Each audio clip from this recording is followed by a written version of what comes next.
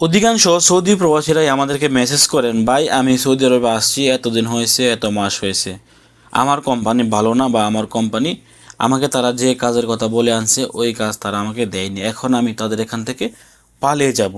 আমি তাদের কাছ থেকে পালিয়ে গেলে আমার কোম্পানি কি আমার কোনো ক্ষতি করতে পারবে কিনা, এই প্রশ্নটি বর্তমানে নতুন প্রবাসীদের অনেকের মনের মধ্যে থাকে।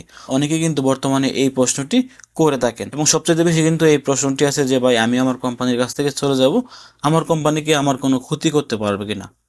যদি আপনার কোম্পানি আপনাকে ইকামা বানিয়ে দেয় তাহলে অবশ্যই আপনার কোম্পানি আপনার ক্ষতি করতে পারবে। প্রথমে আপনাদেরকে জানিয়ে দিচ্ছি, আপনি আপনার কোম্পানিতে আসার পর বা কোম্পানিতে প্রবেশ করার পর যদি আপনার কোম্পানি আপনার ইকামা না করে, এবং আপনার যদি বর্তমানে ইকামা এক্সপায়ার হয়ে থাকে, তাহলে কিন্তু আপনি আপনার কোম্পানিকে না জানিয়ে অন্য জায়গায় হুট করে কাফেলা হয়ে যেতে পারবেন। যদি আপনার ইকামা এক্সপায়ার হয়, আবার বলছি, যদি আপনার ইকামা এক্সপায়ার হয় বা আপনার ইকামা না হয়, তাহলে আপনি নির্দ্বিধায় অন্য জায়গায় কাফেলা হয়ে যেতে পারবেন। যদি আপনার ইকামার মেয়াদ থাকে, তাহলে আপনারা আপনার কোম্পানি থেকে পালিয়ে গেলে আপনার কোম্পানিকে আপনার বিরুদ্ধে অ্যাকশন নিতে পারবে কিনা। যদি আপনার ইকামার মেয়াদ থাকে, অবশ্যই আপনার কোম্পানি আপনার বিরুদ্ধে অ্যাকশন নিতে পারবে। এখন কথা হচ্ছে, অনেকে জানতে চান যে কী কী অ্যাকশন আমার কোম্পানি আমার বিরুদ্ধে নিতে পারবে। প্রথমত হচ্ছে, যদি আপনার ইকামার মেয়াদ থাকে, আপনার কোম্পানি আপনাকে টার্মিনেট করে দিবে।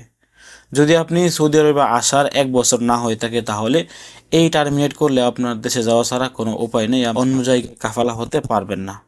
আপনি সৌদি আরবে আসছেন, 1 বছরের বেশি সময় হয়ে গেছে, এরকম অবস্থায় যদি আপনার কোম্পানি আপনাকে টার্মিনেট করে, তাহলে আপনি 60 দিন সময় পাবেন অন্য জায়গায় কাফালা হয়ে যাওয়ার জন্য। যদি আপনি সৌদি আরবে আসার 1 বছর না হয়ে থাকে, তাহলে আপনি কাফালা হতে পারবেন না, আপনার দেশে যেতেই হবে। আর যদি আপনি দেশে না যান, তাহলে 60 দিন পরে আপনার ইকামাতে হরুপ চলে আসবে, আর হরুপ চলে আসলে আপনি অবৈধভাবে দেশে যেতে পারবেন পুলিশের ধরা দিয়ে, অথবা আপনি টাকা খরচ করে এক্সিট লাগে। এভাবে যদি আপনি দেশে যান, তাহলে কিন্তু আপনি আর দ্বিতীয়বার সৌদি আরবে কাজের বিষয় নিয়ে আসতে পারবেন না। দ্বিতীয়ত হচ্ছে, আপনার কোম্পানি আপনার বিরুদ্ধে ক্ষতিপূরণের একটি মামলা করতে পারে। এখন বর্তমান সময়ে আমরা যারা কোম্পানির সাথে কাজ করি, আমরা কিন্তু একটি এগ্রিমেন্ট বা একটি কন্ট্রাক্ট করে কিন্তু আমাদের কোম্পানির সাথে আমাদেরকে কাজ করতে হয়। প্রত্যেক কোম্পানির লোকের সাথে প্রত্যেক কোম্পানির এগ্রিমেন্ট বা কিওতে গেলে আপনারা দেখতে পারবেন যে আপনার এত বড় একটি কন্ট্রাক্ট পেপার কিন্তু কিওতে রয়েছে। ওইখানে দেখতে পারবেন আপনার বেতন, আপনার সুযোগ সুবিধা সব কিছু কিন্তু ওই কন্ট্রাক্ট পেপারের মধ্যে লেখা থাকে। ওই কন্ট্রাক্ট পেপারটি আপনারা কিওর মধ্যে পেয়ে যাবেন। তো এরকম কন্ট্রাক্ট পেপার কিন্তু আপনার সাথে আমার সাথে আমাদের কোম্পানির হয়ে থাকে। যদি আপনি এই কন্ট্রাক্ট পেপারের আইন না মেনে, বা আপনার কোম্পানির সাথে আপনার কী কী কন্ট্রাক্ট হয়েছে এইগুলো আপনি না মেনে আপনার কোম্পানির কাছ থেকে অন্য জায়গায় পালিয়ে যান, এবং আপনার ইকামার মেয়াদ থাকে, তাহলে কিন্তু আপনার কোম্পানি আপনার বিরুদ্ধে ক্ষতিপূরণের মামলা করতে পারবে, যে তার সাথে আমার এত বছরের কন্ট্রাক্ট ছিল, সে আমার কাজ না করে আমার এখান থেকে বেগে চলে গেছে, এখন আমি তার কাছ থেকে এত টাকা ক্ষতিপূরণ চাচ্ছি। যদি আপনার নামে কোনো ক্ষতিপূরণের মামলা করে, তাহলে কিন্তু আপনাকে ক্ষতিপূরণের টাকা অবশ্যই মাস্ট আপনার কফিল বা আপনার কোম্পানিকে দিতেই হবে। এগুলো দিয়ে তারপর আপনি তাদের কাছ থেকে অন্য জায়গায় কাফাল হতে পারবেন বা অন্য জায়গায় যেতে পারবেন। অন্যথায় কিন্তু আপনারা অন্য জায়গায় যেতে পারবেন না। তো আশা করছি আপনারা যারা প্রশ্ন করেন যে আমি আমার কোম্পানির কাছ থেকে পালিয়ে যাব, কোম্পানি কি আমার বিরুদ্ধে কোনো অ্যাকশন নিতে পারবে কিনা, আশা করছি আপনারা ক্লিয়ার হয়ে গেছেন। যাদের ইকামার মেয়াদ আছে, আপনারা বলেও আপনার কোম্পানির কাছ থেকে পালাবেন না। আপনারা একটু ধৈর্য ধরে থাকার চেষ্টা করবেন, একটা না একটা সুযোগ অবশ্যই আপনার চলে আসবে। অনেকেই নতুন এসে কোম্পানি ভালো না হওয়ার কারণে বা কোম্পানিতে দু একজন খারাপ লোক থাকার কারণে আপনারা চেষ্টা করেন যে এখান থেকে চলে যাওয়ার জন্য। আপনি কোথায় যাবেন? সৌদি আরবের ভিতরে যে কোম্পানিগুলো আছে, প্রত্যেক কোম্পানিতে একটা না একটা খারাপ লোক তাকেই থাকে। প্রত্যেক কোম্পানিতে যে কোনো জায়গায় গেলে আপনি দেখবেন এরকম দু একজন লোক অবশ্যই আছে, সবাই আপনাকে জ্বালাবে, সবাই আপনাকে পোড়াবে।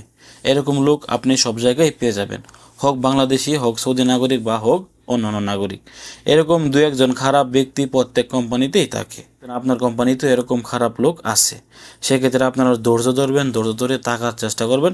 একটা সময় দেখবেন হুট করে আপনার সামনে সুযোগ চলে আসছে আপনি আপনার কোম্পানি থেকে চলে যাওয়ার, তখন কিন্তু আপনি নির্দ্বিধায় আপনার কোম্পানির কাছ থেকে চলে যেতে পারবেন। যদি আপনার কোম্পানি কোনো সময় আপনার ইকামা এক্সপায়ার করে ফেলে, তাহলে আপনি তাদেরকে না জানিয়েই অন্য জায়গায় চলে যেতে পারবেন।